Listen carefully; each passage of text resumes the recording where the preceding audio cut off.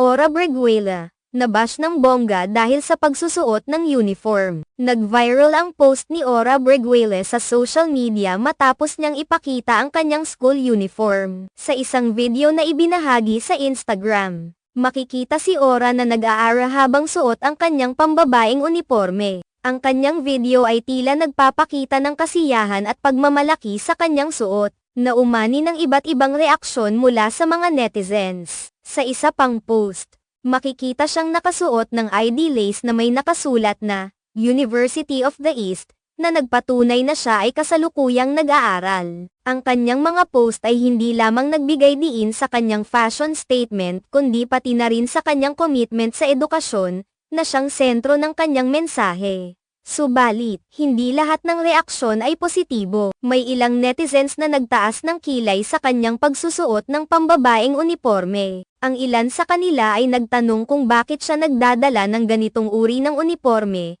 na nagbigay diin sa mga preconception at tradisyonal na pananaw sa mga pambabaeng damit sa paaralan. Ang mga ganitong reaksyon ay naglalarawan ng patuloy na hidwaan sa pagitan ng mga makabago at tradisyonal na pananaw tungkol sa gender expression, na tila nagiging isyu sa lipunan. Gayunpaman, maraming mga taga-suporta ang mabilis na tumugon sa mga kritisismo. Maraming tao ang pumuri kay Ora para sa kanyang tapang at self-expression. Para sa ilan, ang kanyang pagsusuot ng uniforme ay simbolo ng kanyang pagiging totoo sa sarili, na nag-uudyok sa iba na yakapin ang kanilang mga pagkakaiba. Sa mga ganitong pagkakataon, lumilitaw ang isang mas malawak na talakayan tungkol sa kahalagahan ng pagtanggap at pagkilala sa iba't ibang anyo ng pagkatao at pagkakapantay-pantay sa lipunan. Minsan, ang mga reaksyon sa mga ganitong sitwasyon ay nagiging pagkakataon upang pag-usapan ang mas malalalim na isyu sa ating lipunan. Sa pag-akyat ng mga isyu ng gender identity at self-expression, ang mga ganitong post ay nagiging mahalagang bahagi ng diskurso.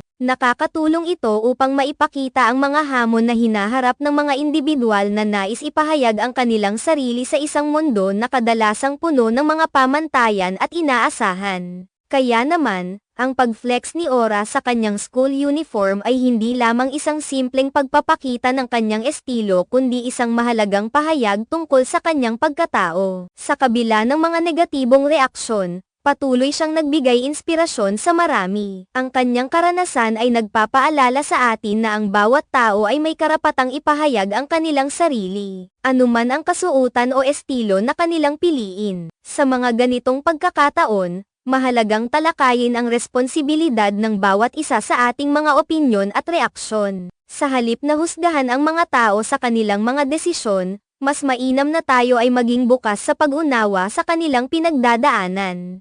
Ang pagtanggap sa iba ay isang hakbang patungo sa mas mapayapa at mas pantay-pantay na lipunan.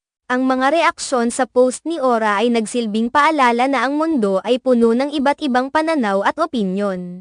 Sa kabila ng mga pagsubok at balakid, ang kanyang lakas ng loob na ipakita ang kanyang sarili sa publiko ay nag-uudyok sa marami na maging totoo sa kanilang sarili. Sa huli, ang mensahe na dapat nating dalhin mula sa karanasang ito ay ang kahalagahan ng pagtanggap sa sarili at sa iba, anuman ang kanilang mga suot o estilo. Sa panahon ngayon, kung saan ang mga isyu ng pagkakaiba-iba at pagtanggap ay patuloy na lumalabas, mahalagang suportahan ang mga indibidwal na tulad ni Ora na nagtatangkang ipahayag ang kanilang sarili. Ang kanyang post ay nagsilbing inspirasyon hindi lamang para sa mga kabataan kundi para sa lahat na nais magpahayag ng kanilang tunay na pagkatao. Ang pagbuo ng isang komunidad na tumatanggap at nagmamahal sa bawat isa, anuman ang kanilang hitsura o estilo, ay isang mahalagang hakbang sa pag-unlad ng ating lipunan.